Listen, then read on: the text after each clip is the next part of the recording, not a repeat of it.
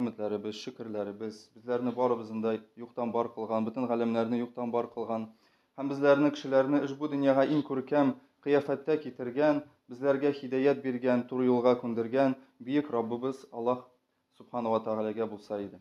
Hem de galemlerge rahmet için kelgen, soňky peygamber bulup jiberilgen peygamberimiz Muhammed Mustafa sallallahu aleyhi ve sellem'nin ruhlarına izgi dualarımız, selamlarımız, salavatlarımız kelip erişseydi. Şulay Allah Teala onun sahabe kiramlarından, onun aile ehillerinden razı bulsaydı, hem onlara da bizim dualarımızı eriştirseydi. Hürmetli din kardeşlerim, Esselamu Aleyküm ve Rahmetullahi ve Berekatuhu. Allah'ın rahmeti, bereketi, selamı bulsun sizge. Ramazan ayları mübarek bulsun inşallah. İndi mine Ramazan ayı eli kirdigine, indi 9. gün bugün imi. Hazır vakit bik tiz üte, şuna göre Ramazan ayı vakıta da bik tiz üte. İndi bik ihtibarlı bulayık, işlerge tilegen işlerimizni işlep kalayık, imi. Okulaşa Kur'an'ımızı okuyup, dualarımızı kılıyık. Çünkü bu ay, bütün aylar şekilli, ol cemaat kelgen iken, ol indi kayşandır tamamlanacak. Hem indi bu ayga kiri kaytıp bulmay, hem indi kim bilgen, belki şundan da bu ay bizning soňgy Ramazan ayı bulurga mümkün. Şuna göre Allah Teala mümkün kadarlık barыбызга da faydalı rewişde ime inşallah ibadetde ötkärige nasip etsin. Hem indi mine bu ay devamında barşa kılgan dualarımızı, okulan teravihlarımızı, birgen sadakalarını Allah Teala kabullardan kılsa idi. Hürmetli din kardeşlerim, bugünkü mine bu cumğa vaazinde bik mühim bulgan bir sıfat turunda silisim kile. Ni için bu sıfat turunda silim? Çünkü Allah Rabbimiz Kur'an-ı Kerim'de bilgenigizçe indi mine uraza tutarga digen emir bulgan ayette Allah Teala şu ayetin ahırında nese dibeyte leallekum tettakun di. Mine bugün cemaat takvalık digen mine bu sıfat turunda indi sileşesim kilgen idi, sizge indi silisim kilgen idi. Birinciden takva digen söz cemaat Kur'an-ı Kerim'de 200 mertebeden kübrek kabatlana. Mine bu kursetkiş. Bu Kur'an'ın tüp temalarının birisi bulup dura. Takvalık digen söz. Mine gadetteki bizning takvalık digen sözünü bizning tercüme eteler korku dip. Hem indi mine bu takvalık digen söz takva sözü. Ol in yiş beylengen Allah Teala'ga. Yani takullah dip, değil mi? İttakullah dip aytıyoruz. Mesela şuluk cumgada көп kına işitkensizdir. Mesela imam şuluk hutbede ayta ittakullah. Allah'tan korkuguz dip. Ayı gadetteki korku dip tercüme edilir. Şuluk Kur'an-ı Kerim'de korku diyen ma'nada bütün sözler var. Mesela şuluk huşuk, haşiye, havuf diyen sözler var. Mesela Nuh aleyhisselam özünün kavmine şulay dip etken. İnni, Bismillahirrahmanirrahim, inni ahafu aleykum gazabe yevmin alimdi. Min di siznin için di, mine bu kıyamet gününü, büyük gününü di, gazaptan korkam dip özünün halkına etken. Mine bunda havuf sözü kullanılgan. Şuna göre mine bu sözler de şulay korku ma'nasındakilerge mümkün. Ama da lakin takva digen söz ol vikaya digen sözden barlıkka kelgen. Amine bu vikaya digen söz ol korkunun özü tugul, korkkan vakitte işlene turgan iş turunda indi şunday ma'nada kelgen. Yani şuluk saklanu şaraların izlew, saklanu digen ma'nada kelgen. Cemaat mine şuluk vikaya. Biz köbüz her günni dua kılabız, değil mi? Biz näse dip aytabız? Rabbana atina fid dunya hasene ve fil ahireti hasene ve qina gazaban nar dibiz. Mine bu vaqina digen sözde şulay vikaya digen sözden barlıkka kelgen. Näse dip aytabız? Ya Rabbimiz bizni gazaptan sakla dip aytabız. Şuna göre takvalık digen söz ol özüngni närseden Allah'ın gazabından saklaw digen söz hem şaralar kuru digenni anlata. Eğer de mesela kimdir aytsa, mesela eyye min takva dip aytsa, ime. Amma da lakin bir näse işlemese, ime. Ol takva bulmay. Mesela kişi korka, ol bir näse işlemay. Cemaat bu takvalık tugul. Kayşan kişi korka hem işli, ime. Nersedir işli, mine şul vakitni ol şin takva bulaşak. Şuna göre eğer de biz takva bulurga tiliyiz iken cemaat işlerge kirek, elbette Allah kuşkanların öterge kirek. Değil mi? Namaz oku, uraza tutu, zakat tülev, haş kulu. Hem ikinci yağı Allah Teala tıygan eyverlerden tıyılırga kirek. Mine ul vakitni biz bulaşak biz takva. Takvalıkның әлбәттә җәмәгать төрле инде теге уровньлары бар дип әйтәсем килә. Ягъни төрле шундый өлешләре бар. Беренчесе ул әлбәттә ширктән инде ерагаю. Ягъни әгәр дә кеше әйтә икән, "Әй Аллаһ Тәгалә бар, Аллаһ Тәгалә бер" дип әйтә, ул үзен газаптан саклый. Чөнки Аллаһ Раббыбыз Коръән-и Кәримдә әйтә, ягъни җәһәннәмдә инде әгәр дә кешенең bir tık хәтле генә иманы булса, бу кеше җәһәннәмдә калмаячак. Шуңа күрә менә кеше, әгәр дә ул Аллаһ Тәгаләнең барлыгын, берлеген таный икән, әйе, ул үзен газаптан инде саклый.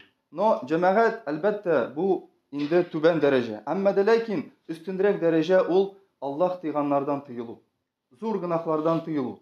Хәтта инде кичкенә гынаһлардан кеше тыела алмаса да. Шул ук Аллаһ Тәгалә кушканнарын үтәү. Һәм иң биеге ул инде әлбәттә хәтта кеше шундый рөхсәт ителгән әйберләрдән тыела, куркып, аларда берәр ниндидер начарлык булмасын дип, менә бу иң өстен булган шундый дәрәҗә, хөрмәтле җәмәгать. Һәм инде шулай ук әйткәнемчә, без еш кына ишетәбез, иттақулла дибез, тәкъвалык дибез. Әмма дә ләкин сорау туа, җәмәгать, менә бу тәкъвалыкны каян алырга соң аны, җәмәгать? Ул бит каядыр сатылмый. Әлбәттә, тәкъвалыкка ирешер өчен әйткәнемчә, без тырышырга тиешбез. Тырышырга тиешбез һәм инде һәр көнне эшләргә тиешбез. Һәм инде шулай ук җәмәгать, Аллаһ Тәгалә менә Коръән-и Кәримдә шул ук Рамазан айы инде аятында Аллаһ Тәгалә нәрсә дип әйтә? "Ләгалләкум таттакун" ди. Ягъни Аллаһ Тәгалә шундый рәхимле, шәфкатьле, ул безгә тәкъва булыгыз дип кенә әйтми, ул безгә күрсәтә Аллаһ Тәгалә ничек иттереп тәкъвалыкка ирешергә. Һәм Аллаһ Тәгалә әйтә, "Ураза тотыгыз" ди. Яме? Һәм чөнки ураза ул тәкъвалыкка ирешер өчен шундый бик яхшы инде Аллаһ Тәгалә тарафыннан бирелгән әмер. Ягъни ураза аркылы без тәкъвалыкка ирешә алабыз. Әмма дә ләкин Аллаһ Тәгалә әйтми, "Литаттакун", тәкъва буласыз дип әйтми. Теге һич шиксез дип. Аллаһ Тәгалә әйтә, "Ләгалләкум таттакун" ди.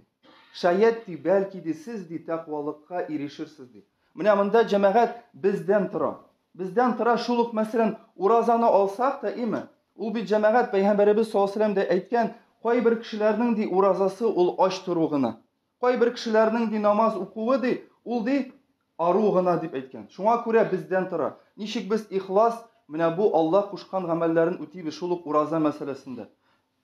Хадистә бит китерелә, әгәр дә кеше дигән Пәйгамбәребез саллаллаһу алейһи ва сәлләм гынаһлардан үзенең күзен, анда колагын, телен тыймаса ди, Аллаһ Тәгалә аның ач туруына мохтаҗ түгел дип әйткән. Шуңа күрә җәмәгать, менә бу тәкъвалыкка ирешү ул бездән шулай ук тора. Әлбәттә, монда Аллаһның рәхмәте булырга тиеш.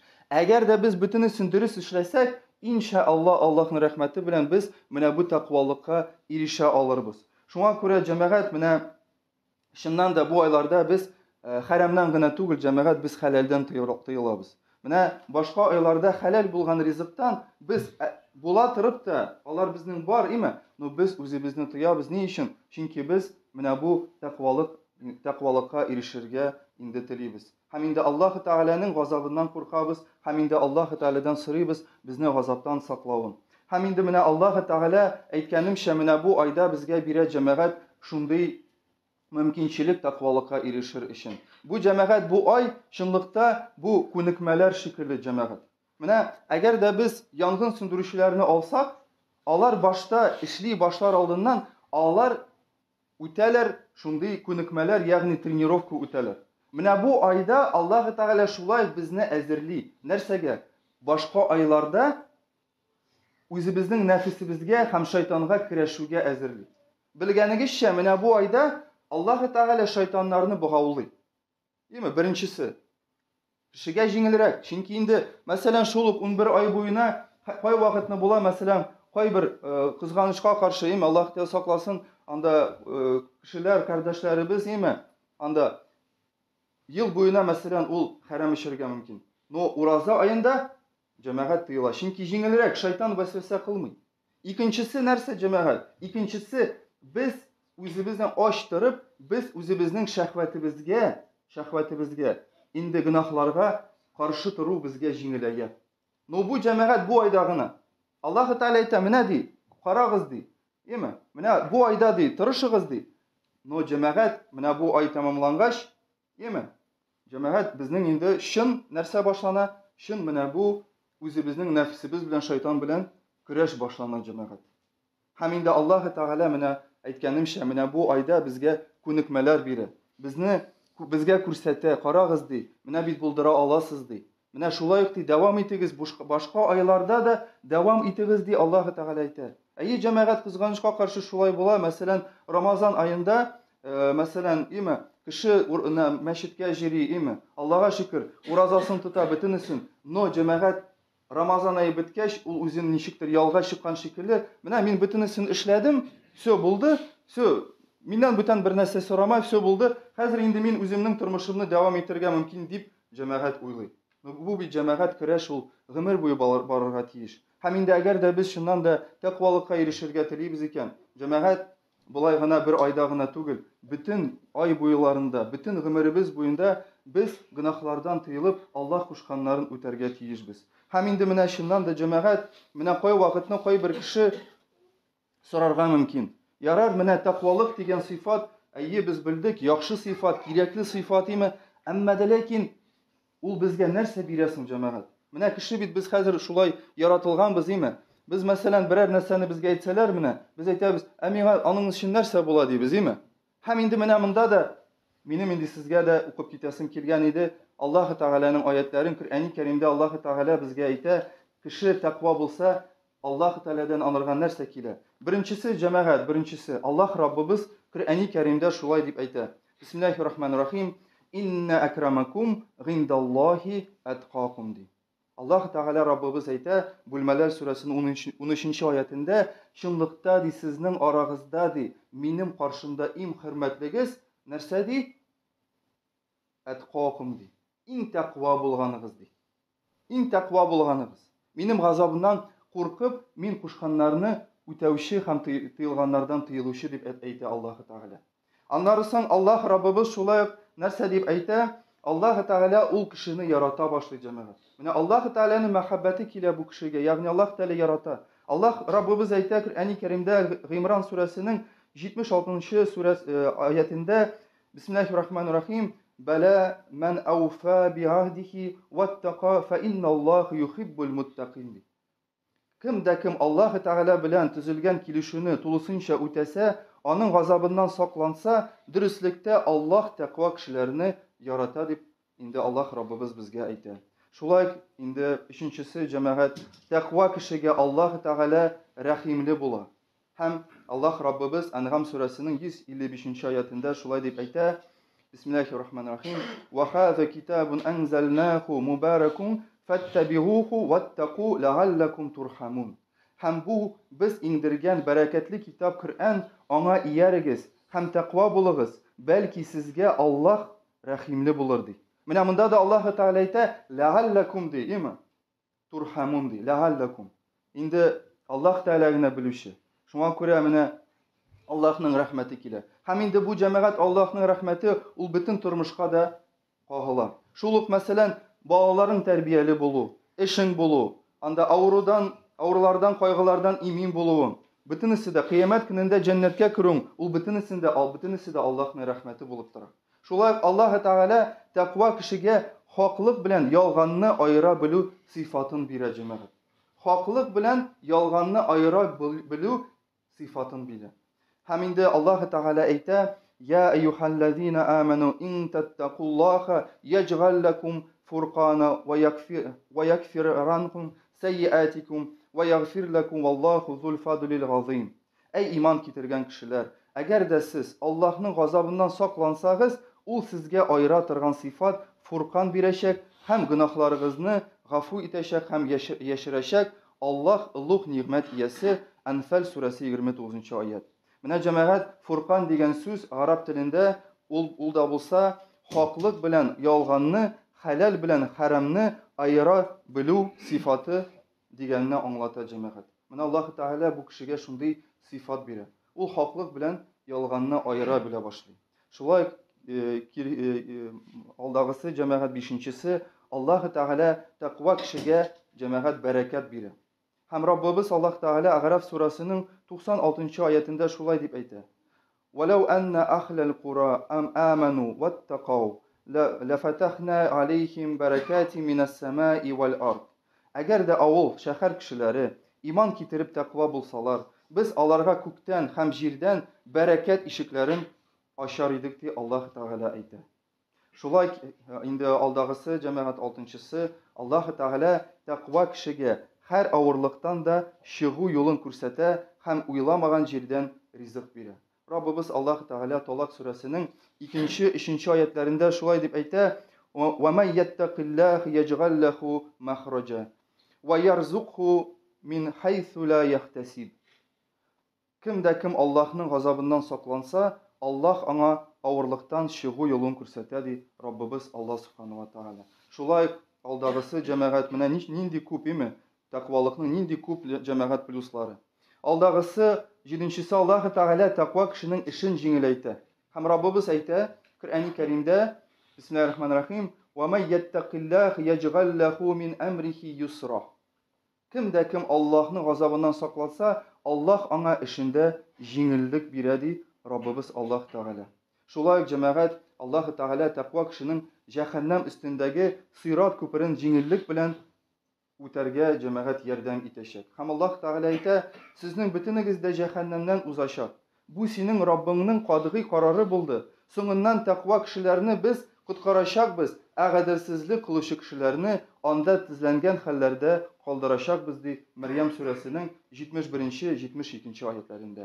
Шулай җәмәгать 9-нчысы тәкъва кешенең Аллаһ Тәгалә гөнаһларын гафу итә җәмәгать. Һәм Аллаһ Раббыбыз Талак сүрәсенең 5-нче аятында әйтә: وَمَن يَتَّقِ اللَّهَ يُكَفِّرْ عَنْهُ سَيِّئَاتِهِ وَيُعْظِمْ لَهُ أَجْرًا. Кем дә кем тәкъва булып, үзен Аллаһның газабыннан сакласа, ул аның начар гамәлләрен кичерә һәм улуг бүләк бирә дип әйтә Аллаһ Раббыбыз. Һәм инде шулай алдагысы тәкъва булган кеше һәр вакытта да уңышка һәм бәхеткә ирешә. Аллаһ Раббыбыз әйтә: وَاتَّقُوا اللَّهَ لَعَلَّكُمْ تُفْلِحُونَ. Тәкъва булыгыз, Аллаһның газабыннан сакланыгыз, бәлки уңышка ирешерсез ди Бакара сүрәсенең 189-нчы аятында. Һәм инде җәмәгать соңгысы, әлбәттә алар бик күп. Бу инде мин әйтеп үткәннәре бөтенесе түгел. Аллаһ Раббыбыз әйтә: тәкъва кешеләр җәннәткә керәчәк. Менә монысы әлбәттә инде җәмәгать безнең өчен иң мөһиме. Аллаһ Раббыбыз әйтә Духан сүрәсенең 51-52 аятларында Аллаһ Тәгалә әйтә: Иннал муттақина фи мақамин амин фи җаннати ва гуюн. Дөреслекдә тәкъва кешеләр имин урында, җәннәт бакчаларында һәм чишмәләрдә булачаклар ди Аллаһ Раббыбыз шулай дип әйтә. Менә карагыз җәмәгать, уйлап карасак, чыннан да менә бу бөтен әйберләрне белеп, без һәрберебез дә тәкъва булырга теләргә һәм тырышырга тиешбез җәмәгать. Менә әле генә хутбәдә дә мин әйттем, монда инде ул төшеп калган. Аллаһ Раббыбыз тәкъвалык турында шулай ук нәрсә дип әйтә: Инналлаһа магаллазина тақау валлазина хум мухсинун. Чынлыкта ди Аллаһ Тәгалә тәкъва кешеләр белән бергә ди һәм изгелекләр кылучы кешеләр белән бергә дип әйтә Аллаһ Тәгалә. Менә күз алдына китерегез. Менә тәкъва кеше, Аллаһ Тәгалә әйтә: Мин аның белән бергә ди җәмәгать. Ягъни ул минем белән, мин аның белән, ул минем белән һәр вакытны бергә ди җәмәгать. Менә уйлап карагыз. Шуңа күрә җәмәгать чыннан да менә бу мәсьәлә җәмәгать ул бик мөһим. Һәм инде Аллаһ Тәгалә Коръәни Кәримдә нәрсә дип әйтә? Без сезгә ди һәм сезгә хәтле китап бирелгән кешеләргә ди нәрсә дип әйттек ди? Тәкъва булырга куштык ди Аллаһ Тәгалә әйтә.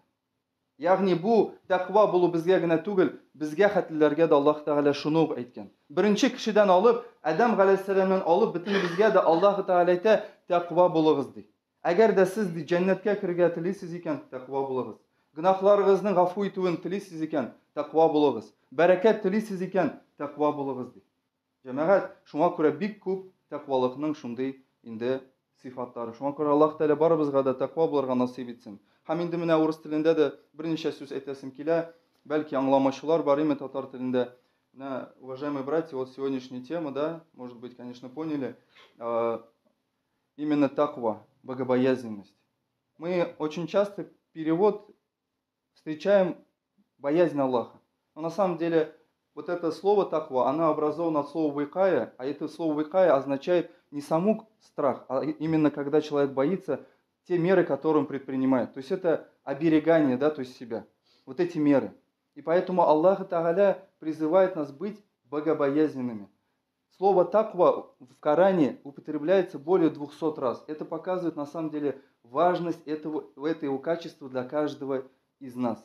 И Аллах Тааля в том же аяте, в котором повелевает нам совершать, поститься, да, в этот месяц Рамадан, в конце Аллах Тааля говорит «Лааллякум таттакун». Аллах Тааля не говорит «Литаттакун», что вы обязательно станете богобоязненным. Но Аллах Тааля говорит «Лааллякум», возможно, да, если вы все сделаете правильно, если вы будете поститься, если вы будете оберегать свой язык, глаза, если вы будете оберегаться грехов, да, если вы будете поклоняться в этом месяце Аллаху Субхану ва Тааля, то вы сможете достичь, иншаллах, этого качества. И на самом деле, уважаемые братья, вот этот месяц, это от Аллаха Субхану ва Тааля как бы для нас тренировка. Аллах Тааля в этом месяце облегчает нам. Почему? Потому что, во-первых, Аллах Тааля заковывает, да, шайтанов, самых таких, да, ярых шайтанов. Во-вторых, человек, когда он голодный, да, мы с вами можем это заметить, человек, когда голодный, ему совершение поклонения дается легче. И на самом деле, вот эти желания, да, шахват, которые его в обычное время, в сытое время, которое его охватывает, да, он на самом деле, когда он голодный, этого шахвата джамагат нет. Мы это с вами замечаем, мы это знаем, да, что вот в этот месяц нам легче, да, то, что мы обычно делаем, да, в другие месяцы, даже если там какие-то, да, то есть грехи, то в этом месяце нам оставление этих грехов становится легче. Но джамагат, мы в этот месяц тренируемся. Так же, как вот пожарные, еще кто-то, да, вот проходит сначала тренировку, а потом нам предстоит что? Нам предстоит как раз-таки вот эта вот битва, которая, так сказать, да, которая, она джамагат не заканчивается. Когда однажды пророк Мухаммад ﷺ вернулся с одного из, да, походов, и когда он сказал своим сподвижникам: вы вернулись с малого, да, джихада, да, на большой джихад. И тогда они сказали: о Расулюллах, как же так? Как же так? Мы устали, мы, да, там, в этом походе были столько времени, мы там воевали, да? И он сказал то, что главный джихад для человека, это что, джамагат? Это борьба со своим нафсом. Джамагат. Да, в этот месяц это легче, но в будущие месяцы нам надо, конечно же, приложить усилия. И если мы в этот месяц все правильно сделаем, да, то нам, иншаллах, будет в те месяцы легче. Как говорят, да, то есть такая поговорка: тяжело в учении, легко в бою, джамагат. Вот на самом деле вот этот месяц это учения, в которых мы вместе с вами проходим эти учения. И мы стараемся.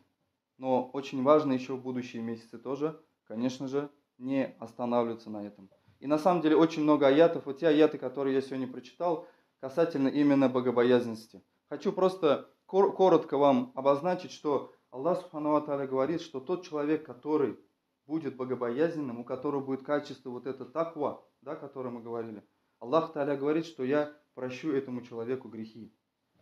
Аллах Тааля облегчит этому человеку вхождение в рай. В судный день Аллах Тааля поможет ему пройти мост Сират. Аллах Тааля еще говорит, что я этому человеку дарую баракат. Да, если человек будет богобоязненным, таква. Аллах Тааля говорит, что я облегчу его дела. Также Аллах Тааля говорит, что воистину Аллах любит богобоязненных.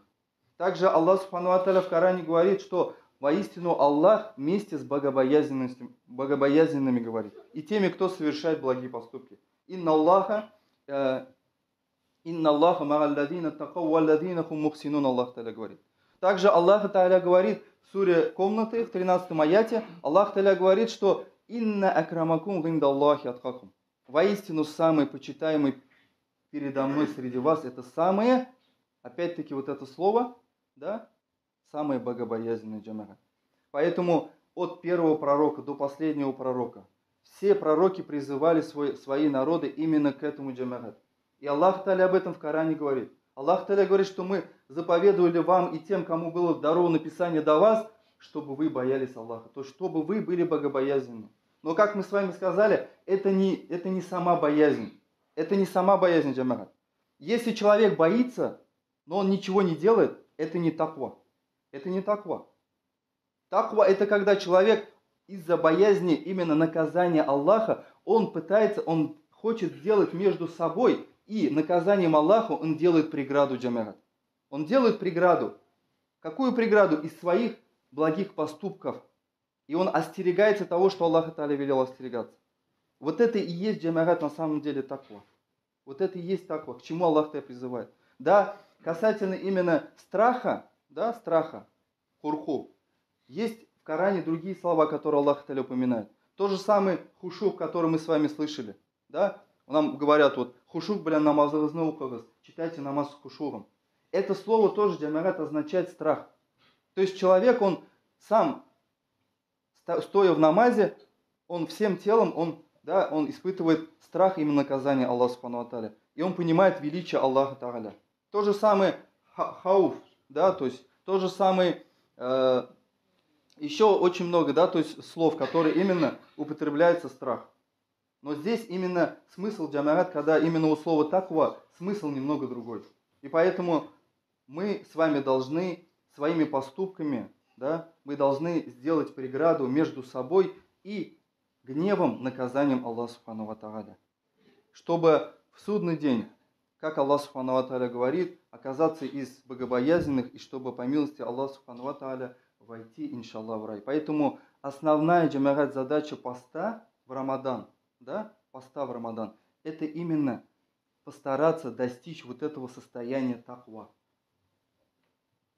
Для нас, да. Второе, то, что мы знаем с вами, что месяц Рамадан, это Аллах Та'аля говорит, тот месяц, в котором был ниспослан Коран. И поэтому мы постимся из-за уважения, из-за любви к Корану. Потому что Аллах Субхану ва Тааля в Священном Коране говорит, в суре Аль-Бакара в самом начале, Бисмилляхи рахмани рахим, «Заликаль китабу ля ройба фих, худаль лиль муттакин». Аллах Та'аля говорит, что это книга, в которой нет сомнений, нету каких-то противоречий, ничего нет. Да? Пожалуйста, Аллах Та'аля говорит, ищите, нету противоречий. Худаль лиль муттакин. И эта книга является для богобоязненных, опять-таки, вот это муттакин слово, оно образовано от слова таква, опять-таки. То есть обладатель таквы называется муттакин. Аллах Та'аля что говорит? Худаллиль. Это, говорит, книга, которая указывает путь правильный, прямой путь, да? Сират аль-мустаким. Кому? Муттакину, богобоязненным. Поэтому муттакин, конечно же, мы вот держимся, да, всегда Корана, мы придерживаемся Корана, мы стараемся соблюдать, да, то есть воплощать весь Коран и сунну пророка Мухаммада саллаллаху алейхи ва саллям. И как раз таки вот этот путь, это и есть путь муттакинов и путь того, который приведет нас, иншаллах, к успеху. Поэтому Аллах Та'аля пусть нам дарует всем, иншаллах, это качество таква, да. Аллах Та'аля барыбызга да таквалыкка ирешергә насыйп итсен име. Жиңел булмаса да җәмәгать тырышырга кирәк име. Инде бәлки юлларыбыз, ул юл, Аллах та юлы, ул җиңел түгел име беренчедән. Бу дөнья сынау дөньясы. Һәм инде без менә бу юлда булырга тиешбез. Без ахырына хәтле җитә алмасак та, но без бу юлда булырга тиешбез, җәмәгать. Һәм инде менә шуны ук әйтәсем килә, име, кай вакытны кайбер кешеләр нәрсә дип әйтә, җәмәгать. Менә мин әле андый дәрәҗәгә җитмәдем дип әйтә. Ягъни кеше мәсәлән әйтергә мөмкин, менә мин әле шундый таквалыкка ирешмәдем. Җәмәгать, бер әйберне аңларга кирәк. Пока без Аллах кушканнарын үти башламыйча, без таквалыкка ирешә алмыйбыз. Чөнки Аллаһ Тәгалә безгә күрсәтте, ничек иттереп таквалыкка ирешергә. Аллаһ Тәгалә показал нам, как, да, мы можем достичь вот этого качества таква. Но иногда человек думает, вот я же вот все делаю, но я не могу достичь этого состояния. Потому что мы просто должны держаться нашей религии. То есть человек, допустим, может не соблюдать религию, и он говорит, ну вот, когда я стану вот, да, богобоязненным, когда я вот брошу грехи, когда вот я таким стану, вот тогда я приду в мечеть, тогда я стану. Пока человек не станет исповедовать религию, пока он не станет намаз читать, уразу держать, он не сможет этого достигнуть. Потому что Аллах Та'аля показывает нам путь. Он нам указывает, совершайте намаз, держите пост. И вот Если вы все правильно сделаете, то вы сможете, иншаллах, с помощью Аллаха Субхану ва Тааля достичь этого качества. Но другими способами этого качества не достигнуть. Что бы ты ни делал, джамагат, хоть ты целый день будешь дуга дома просить, да, хоть ты будешь, да, ты будешь, можешь быть хорошим человеком, яхшы кіші болсаң да, анда кішілерге болышсаң да, но әгәр дә син Аллах кушканнарын үтәмисең икән, Аллах тыйганнардан тыелмыйсың икән, син бу сыйфатка ирешә алмыйсың, ты не сможешь достичь этого качества. Поэтому безнең юлыбыз, җәмәгать, ул Коръәнгә ияреп, Пәйгамбәребезнең сөннәтенә ияреп, менә бу чыннан да безнең инде юлыбыз. Без инде шулай һәрберебез дә Аллаһтан насыйп итсен, менә бу юл буенча барырга иншаллах, Коръән укып, уразалар тотып, Аллаһ Тәаләнең куркып, деме, Аллаһ Тәаләдән сакланып, аның газабыннан инде Аллаһ Тәалә кушкан гамәлләрне үтәп, тыйган гамәлләрдән тыелырга насыйп итсен иншаллах.